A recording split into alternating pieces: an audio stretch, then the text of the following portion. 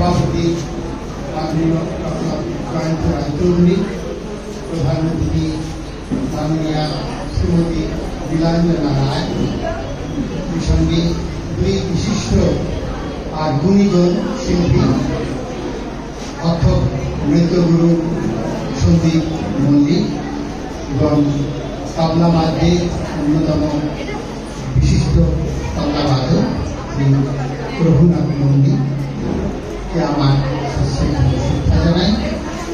আজকে গুরু পূর্ণিমা উপলক্ষে শব্দকলা শ্রেষ্ঠ গুরু নটরাজকে আমাদের কলা প্রদর্শনের মাধ্যমে আমাদের পূজা নিবেদন করি, আর সেই সঙ্গে আমরা সমাজের আমাদের অঞ্চলের মধ্যে এরকম বিশিষ্ট জন যারা কলা সাধনার মধ্যে আছেন। কলা সাধনা দুরকম, যারা কলা চর্চা করছেন শুধু লোকরঞ্জন মনোরঞ্জনের জন্য, তাদের বলা হয় কলাকার। আর যাদের কলা সাধনা আর মনুষ্যের উন্নতির জন্য, সমাজের উন্নতির জন্য, বৃষ্টির উন্নতির জন্য যারা কলা সাধনা করে এবং সেই কলাকে যারা তার গুরু শিষ্য পরম্পরার মাধ্যমে অন্যদের মধ্যে পৌঁছে দেয়, তাদের বলা হয় কলা সাধক। আমরা চেষ্টা করি সেই কলা সাধকদের কাছে পৌঁছতে এবং তাদের দিকে গিয়ে আমাদের সামান্য কিছু পুষ্পার্ঘ্য বৃষ্টি দিয়ে তাদের সম্মান জানানো। আমাদের ভারতবর্ষের যে প্রাচীন ঐতিহ্য গুরু শিষ্য আর পরম্পরা, সেই পরম্পরাকে বাঁচিয়ে রাখা আজকে সেই অনুষ্ঠান। আপনাদের সবাইকে স্বাগত, সুস্বাগত।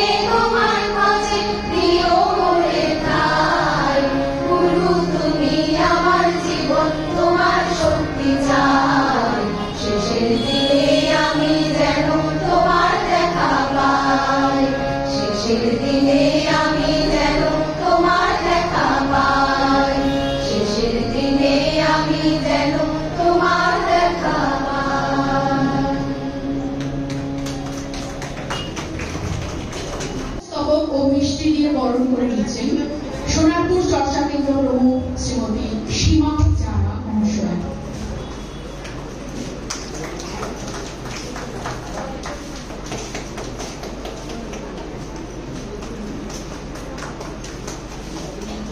আজকের অনুষ্ঠানের প্রধান অতিথি শ্রীমতী নীলাঞ্জনা রায়কে পুষ্পস্তবক ও মিষ্টি দিয়ে বরণ করে নেবেন জেলার হিসাব রক্ষক শ্রীমতী মৌসুমী মুখোপাধ্যায় মহাশয়।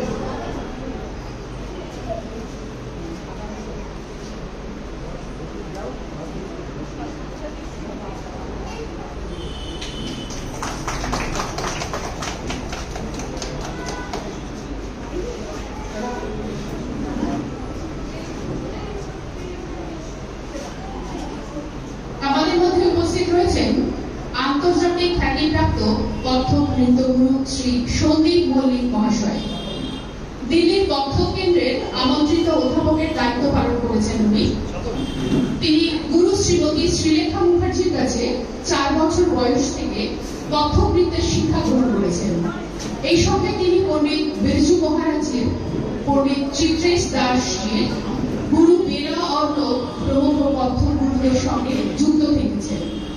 রবীন্দ্রভারতী বিশ্ববিদ্যালয় থেকে স্নাতকোত্তর ডিগ্রি অর্জন করেছেন। তিনি দূরদর্শন ও আইসিসিআর এর নিয়মিত শিল্পী। বিদেশে এবং ভারতবর্ষের বহু নৃত্য উৎসবে অংশগ্রহণ করেছেন। সোনারপুর নাদম কত্থক নৃত্যালয়ের প্রতিষ্ঠাতা এবং অধিকর্তা আজ আমাদের মধ্যে রয়েছেন শ্রী সন্দীপ মল্লিক মহাশয়। ওনাকে উত্তরীয় পড়ালেন শ্রীমতী মৌসুমী মুখোপাধ্যায় মহাশয়া। এরপরে মেমেন্টো তুলে দেবেন শ্রীমতী নীলাঞ্জনা রায় মহাশয়া, কেন্দ্রীয় সম্পাদিকা এবং প্রান্ত মার্গদর্শক।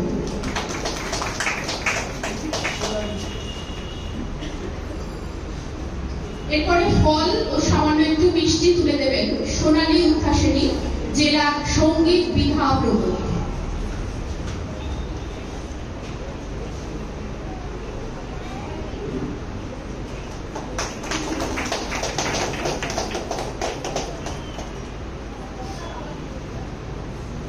আমাদের মধ্যে রয়েছেন আরো একজন বিশিষ্ট শিল্পী শ্রী রঘুনাথ নন্দী মহাশয়।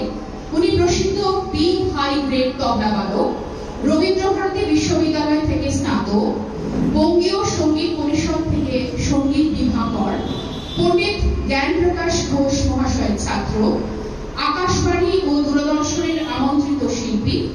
মঞ্চে পণ্ডিত আমজাদ আলী খাঁ, পণ্ডিত গৌরী শঙ্কর জয়সওয়াল, অনুপ জালোটা, পণ্ডিত জগদীশ প্রসাদ প্রমুখ বহু স্বনামধন্য সঙ্গীত শিল্পীদের সঙ্গীতের সঙ্গে সংযোগ করেছেন এবং বহু পুরস্কার প্রাপ্ত। উনিও একজন আইসিসিআর এর নিয়মিত শিল্পী। ওনাকে বরণ করে নেবার জন্য উত্তরীয় পড়াবেন প্রবীণ দাস, জেলা সম্পাদক।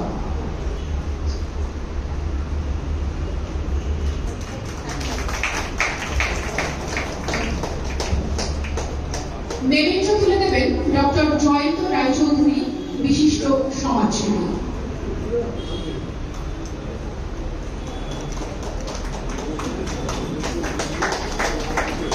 এরপর সামান্য একটু ফল ও মিষ্টি তুলে দেবেন পাপিয়া ভট্টাচার্য, জেলার সঙ্গীত বিধা প্রবর্তক।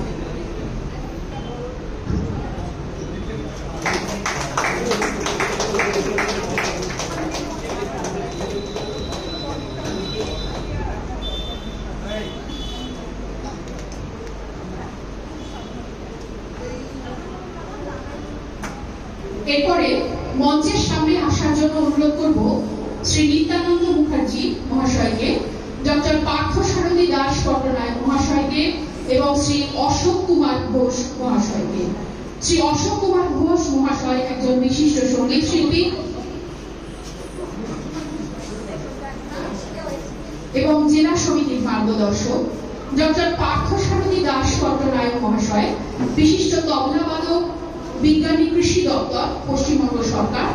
এবং শ্রী নিত্যানন্দ মুখার্জি মহাশয়, উনি শাস্ত্র নিয়ে চর্চা করছেন, যাদবপুর বিশ্ববিদ্যালয়ের অবসরপ্রাপ্ত প্রশিক্ষক, প্রিন্টিং অ্যান্ড টেকনোলজি বিভাগ। ওনাদেরকে বরণ করে নেবার জন্য আমি অনুরোধ করব শ্রী স্বপন চট্টোপাধ্যায় মহাশয়কে।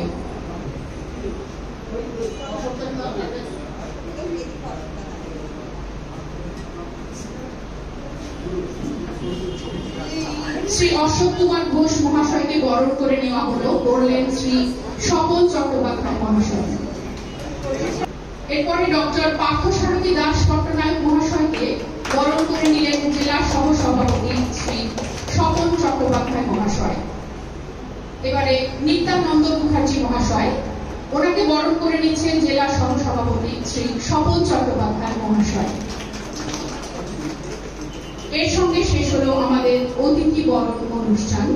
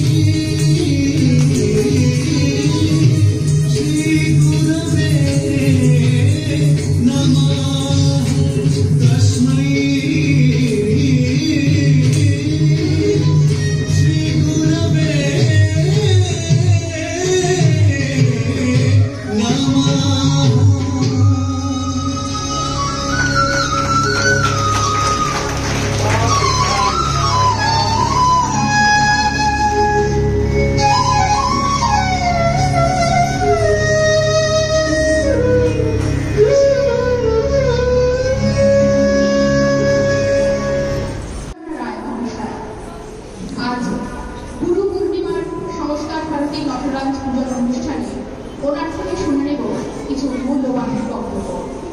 দিদিকে মঞ্চে আসার জন্য আমি অনুরোধ জানাচ্ছি।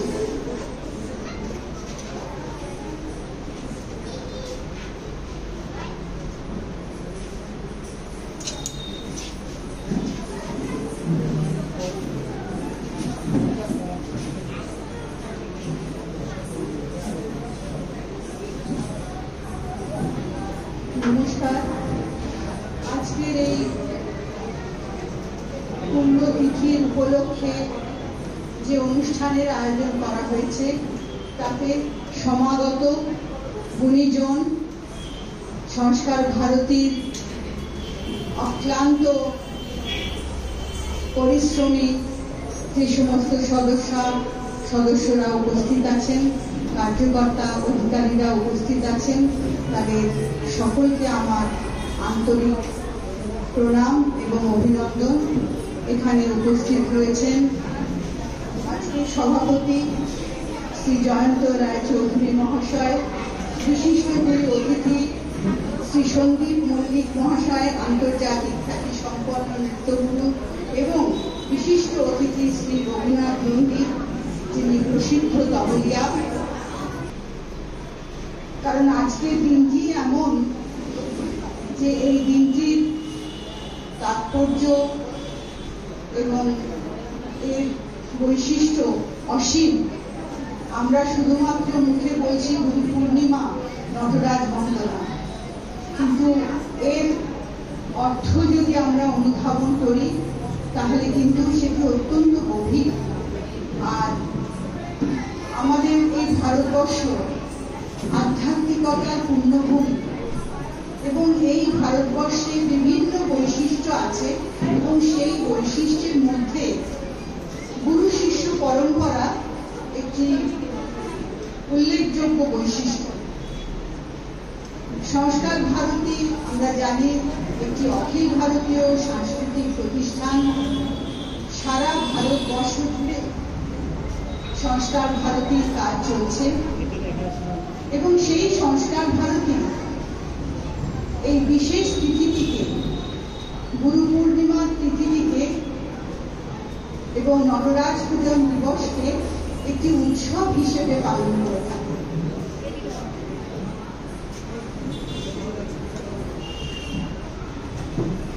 বৈদিক যুগে ঋষিরা মনে করতেন যে অজ্ঞানতার অন্ধকার হরণকারী যে শিব,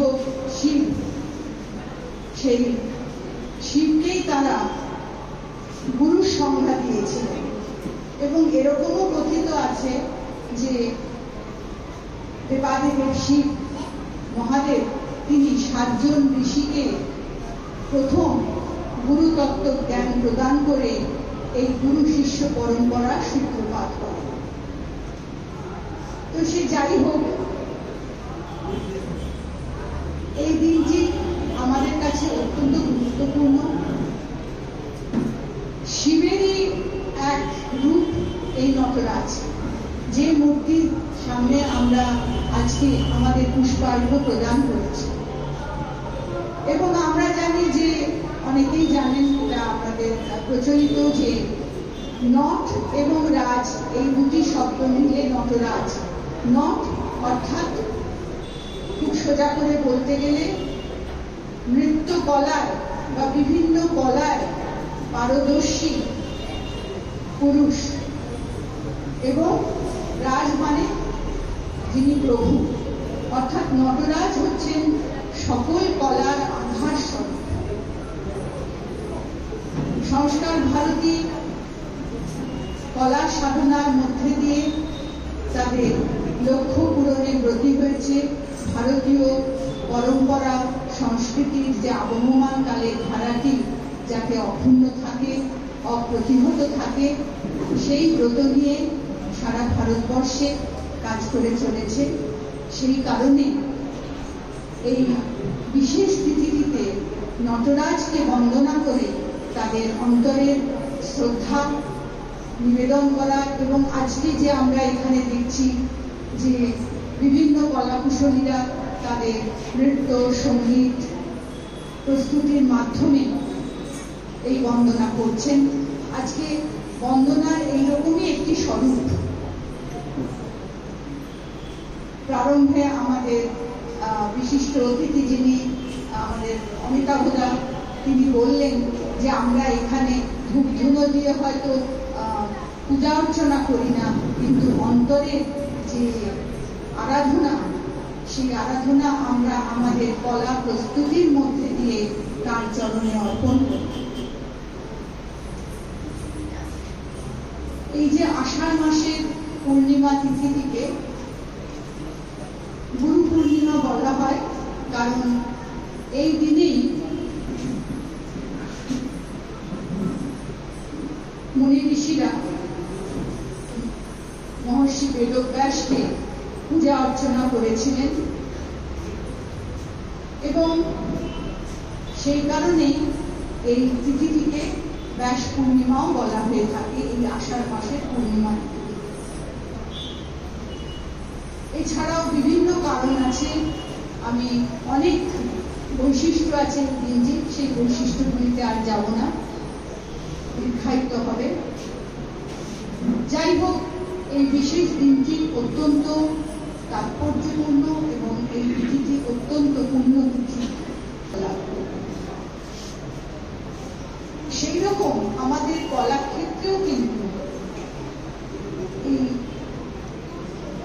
গুরুর অপরিসীম মাহাত্ম্য রয়েছে এবং আমি তো মনে করছি যে কলাক্ষেত্রেরই গুরুত্ব, মানে কলাক্ষেত্রেই গুরুর বিশেষত্বা বিশেষভাবে আমরা উপলব্ধি করি এই কারণে যে একটি প্রজন্ম থেকে আরেকটি প্রজন্মে গুরুই তার শিক্ষাকে, তার পারদর্শিতাকে অর্পণ করেন। তিনি প্রজন্ম থেকে প্রজন্মকে শিক্ষিত করে তুলেছেন এবং এই গুরু পরম্পরার মাধ্যমেই কিন্তু আমাদের সনাতন ভারতীয় আদর্শ সংস্কৃতি রক্ষা পাচ্ছে। আমরা জানি আমাদের ভারতীয় সংস্কৃতি নানাভাবে আঘাতপ্রাপ্ত হয়েছে, কিন্তু আজ পর্যন্ত আমাদের সেই ভারতীয় সংস্কৃতি স্বমহিমায় বিরাজ করছে একটি কারণে, যে এইরকম সাংস্কৃতিক গুরু আমাদের ভারতবর্ষকে সমৃদ্ধ করেছে। এবং আজও এমন বহু কলা গুরু আছেন যারা খ্যাতির আলোকে থেকে অনেক দূরে থাকতে ভালোবাসেন, কিন্তু তারা সারা জীবন কলার প্রতি নিবেদিত প্রাণ এবং বহু ছাত্রছাত্রীকে তিনি তৈরি করে দিচ্ছেন। প্রজন্ম থেকে প্রজন্মে তিনি এই কলা শিক্ষাকে সঞ্চারিত করছেন। তো আজকে এই বিশেষ দিনটিতে সংস্কৃতির ক্ষেত্রে গুরুর প্রাধান্যকে অনুভব করে সংস্কার ভারতী আজকের দিনটিতে এই গুরু পূর্ণিমা তথা নটরাজ বন্দনার জন্য নির্দিষ্ট করেছে এবং সারা ভারতবর্ষে যত জায়গায় আমাদের সংস্কার ভারতীর কাজ রয়েছে প্রত্যেকটি জায়গাতে এই গুরু পূর্ণিমা উপলক্ষে বিশেষ আয়োজন হয়। সেখানে বিশিষ্ট গুণীজনকে সংবর্ধিত করা হয়, তাদেরকে গুরুর আসনে বসানো হয়, গুরুর মর্যাদাতে তাদেরকে পূজা করা হয় এবং তার সঙ্গে নটরাজকেও বন্দনা করা হয়। এর আগেই বললাম যে আমাদের বিভিন্ন প্রস্তুতির মাধ্যমে সেই নটরাজকে আমরা বন্দনা করে থাকি। তো এটি হল সংস্কার ভারতীতে গুরু পূর্ণিমা, গুরু পূজন তথা নটরাজ বন্দনার তাৎপর্য। আজকে যেমন নটরাজ বন্দনা করেছি, আজকে যেমন আমাদের মধ্যে বিশিষ্ট দুই গুণী মানুষ উপস্থিত আছেন, তাদেরকে যেমন আমরা শ্রদ্ধার্ঘ দিলাম, শ্রদ্ধার আসনে তাদেরকে অধিষ্ঠিত করলাম, সেরকম আজকে আমার গুরু সদৃশ সংগঠন সংস্কার ভারতীর প্রতিও আমার আন্তরিক প্রণাম জানাচ্ছি এবং সেই সংগঠনের সঙ্গে যারা যুক্ত হয়ে দিনে দিনে সংগঠনের কলেবর বৃদ্ধি করছে, তাদের সকলকে আমার আন্তরিক অভিনন্দন, প্রণাম এবং ভালোবাসা। এটুকু বলে আমি আমার কথা শেষ করলাম। ভারত মায়ের জয়। নমস্কার।